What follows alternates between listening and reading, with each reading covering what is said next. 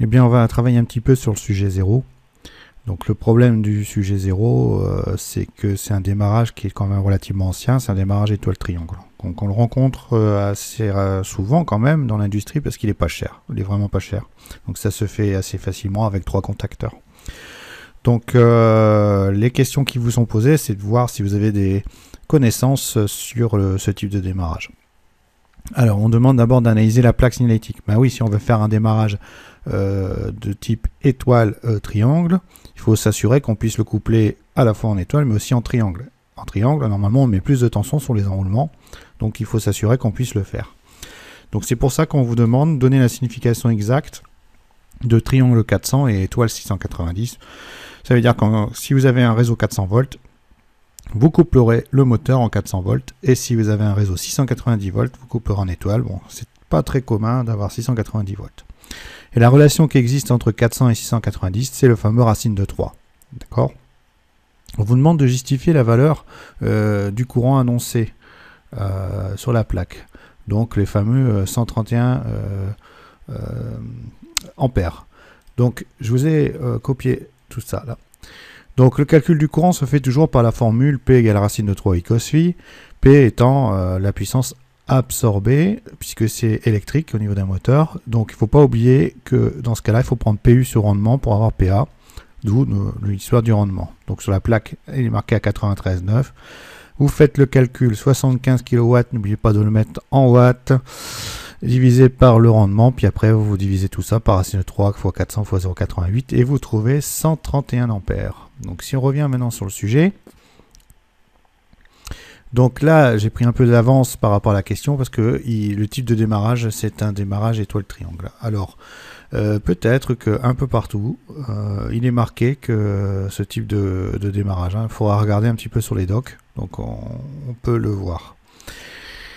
Alors, préciser le type de démarrage pour chacun des deux moteurs M1 et M2. Donc on va aller sur le schéma, d'accord ?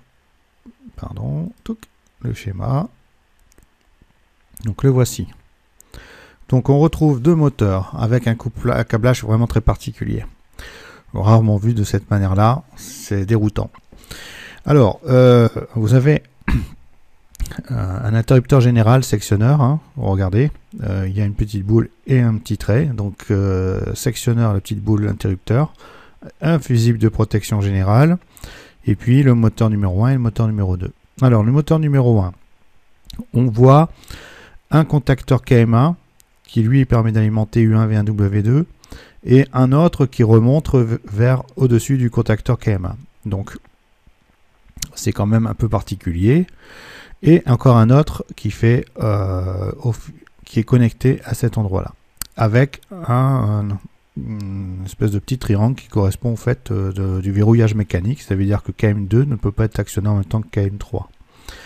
Alors, le démarrage étoile triangle, c'est quoi? C'est d'abord de démarrer en étoile, puis en triangle. Alors, l'étoile, on regardera après tous les chiffres. L'étoile, c'est de faire un point commun. Donc le point commun, il faut qu'il y ait un contacteur qui permette de le faire. Alors si on reprend ça, est-ce qu'on voit un contacteur capable de faire un point commun? Ben, vous voyez par-dessus, KM2, vous voyez, ça, c'est le fameux contacteur qui est capable de mettre les enroulements en étoile, donc avec un point commun. Donc si on suit, vous arrivez avec l'énergie, vous sortez et vous faites le couplage grâce au contacteur. Bien sûr, il n'y a pas de barrette à l'intérieur du moteur, sinon le couplage est déjà fait et il n'y aura pas de démarrage étoile triangle. Donc je sors ici, je passe par le relais thermique et ensuite j'arrive sur le contacteur KM2. Donc ce démarrage, c'est en premier lieu KM1 puis et KM2. Hein, les deux contacteurs se ferment en premier, interdisant bien sûr l'utilisation de KM3. Donc vous démarrez pendant quelques secondes ou en étoile, grâce à ce contacteur KM2. Au bout d'un certain temps, vous désalimentez KM2 et vous fermez KM3. À ce moment-là, si vous regardez, vous avez U1, U2, et hop, vous passez par ici. V1, V2, vous passez par là. Et enfin, W1, W2, et vous continuez. Alors ça veut dire d'avoir mis les trois enroulements du moteur à la queue leu. C'est exactement ce qu'on fait en triangle. D'accord? Donc le contacteur KM3, c'est un contacteur qui permet de faire le couplage triangle. Donc je résume. Au démarrage, KM1 et KM2 sont fermés. Au bout d'un certain temps, KM2 s'ouvre et KM3 se ferme. D'accord? Alors, la difficulté de compréhension, ça va encore pour la lecture. Il faut avoir repéré, bien sûr, ces petits triangles qui se trouvent ici. Et ce câblage qui est un peu particulier, surtout au niveau du schéma. Bon. Alors maintenant, on va s'occuper du deuxième moteur. Alors, qu'est-ce qu'on a de particulier? Eh bien, dès qu'on a fini le couplage triangle, d'accord, on arrive avec l'énergie ici, par l'intermédiaire de KM3, puisque si le triangle est opérationnel, KM3 est fermé, et on prend la tension. KM2 est tout forcément ouvert, donc il n'y aura pas de court-circuit. Vous passez par la protection, d'accord, et ensuite vous alimentez le moteur qui est couplé en étoile. Donc c'est un démarrage dit direct, d'accord. Par contre, il ne démarrera que si votre moteur numéro 1 est en triangle, c'est-à-dire qu'il a fini de démarrer. Donc ça vous permet en fait d'avoir les deux moteurs qui travaillent les uns après les autres. D'accord? Donc voilà. Alors la particularité du démarrage étoile triangle, c'est le choix du matériel. Le relais thermique, vous voyez, d'habitude on le met à cet endroit-là et on ne revient pas à ça, on redescend ici pour faire le couplage. Bon, c'est un montage particulier. Alors je vais vous expliquer pourquoi ils ont fait un montage de cette nature. C'est surtout pour faire des économies. Grosso modo, ce montage, c'est 20% moins cher qu'un montage où on mettrait contacteur, relais thermique juste en dessous, et on viendrait faire le triangle juste après, là, au niveau du moteur. Donc ça coûte moins cher. Donc pour ça, il faut calculer tous les courants. Donc c'est ce que je vous ai mis ici. Alors, le moteur, le couplage normal, c'est triangle. Hein. Donc il consomme 131 ampères et il est alimenté sous 400 volts. Hein. C'est ce qu'on a vu tout à l'heure. Il faut savoir qu'en triangle, le courant en ligne et le courant dans une résistance qui est ici a un rapport racine de 3. Donc si vous faites 131 et vous divisez par racine de 3, vous obtenez 75,6 ampères. D'accord? Alors ça vous permet en fait de calculer la valeur de la résistance, puisque ça on considérera cette résistance comme la résistance du moteur. Et on l'intégrera quand on sera en étoile. Donc si on fait le calcul, si I1 fait 131 ampères, alors J12 vaut, donc ce courant-là, 75,6. Et si vous faites 400 volts divisé par 75,6, vous obtenez 5,29 ohms. Donc ce moteur, il a une résistance de 5,29 ohms. Maintenant, ce même moteur, je vais le mettre en étoile. D'accord? Donc je veux voir qu'est-ce qui se passe quand je démarre en étoile à la place de triangle. Eh bien, j'alimente toujours en 400 volts puisque mon réseau ne change pas. Par contre, l'impédance, ou la résistance, hein, c'est pareil, va avoir à ses bornes 230 volts. Hein. Je vous rappelle, en 400 volts entre phases et entre phase et neutre, 230. Il y a un rapport à racine de 3.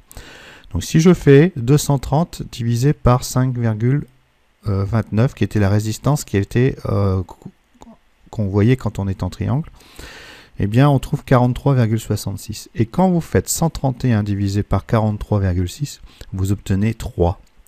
En fait, au démarrage, votre moteur est couplé en étoile et consomme 3 fois moins de courant. C'est l'intérêt de ce démarrage. C'est-à-dire que lorsque le courant d'appel peut être très très fort, 5, 6, 7 fois le courant nominal, ben, quand on le met en étoile, il va être divisé par 3 ce courant nominal.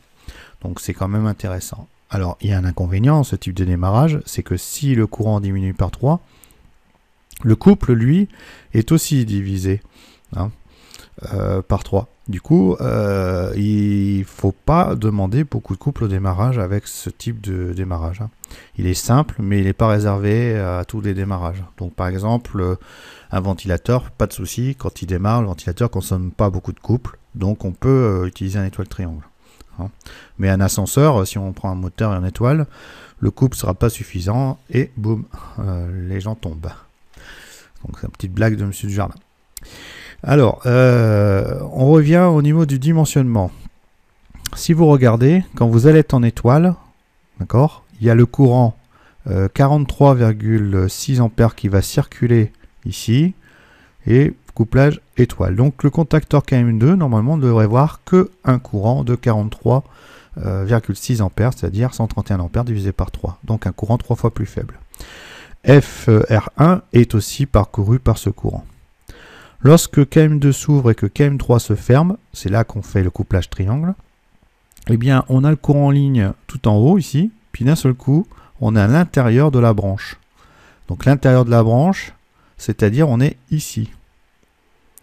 Ça veut dire que circule, pas 131, mais 75,6 ampères à cet endroit-là, 75,6.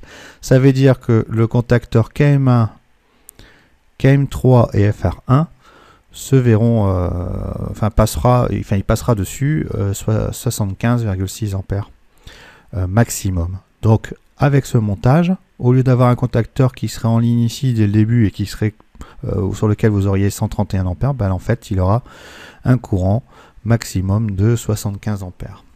Alors c'est un peu contraire à ce qui est marqué dans le corrigé, hein, vous verrez. Eux, ils considèrent qu'il y a 150 ampères, qu'on pourrait prendre un contacteur 150 ampères, pas du tout, parce qu'il se trouve à l'intérieur de la boucle. D'accord? Donc s'il se trouve à l'intérieur de la boucle, KM1, KM3 et FR1 se trouvent ici, et donc vous n'aurez que 75,6 ampères. D'accord?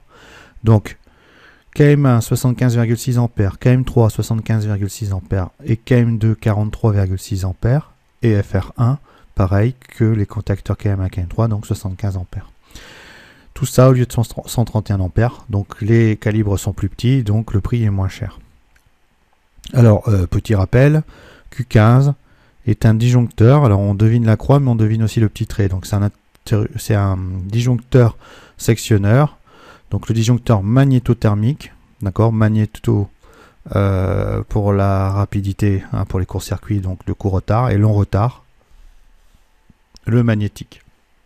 Donc voilà, c'est ce que je voulais vous dire par rapport au couplage étoile-triangle, ça demande quelques connaissances de base.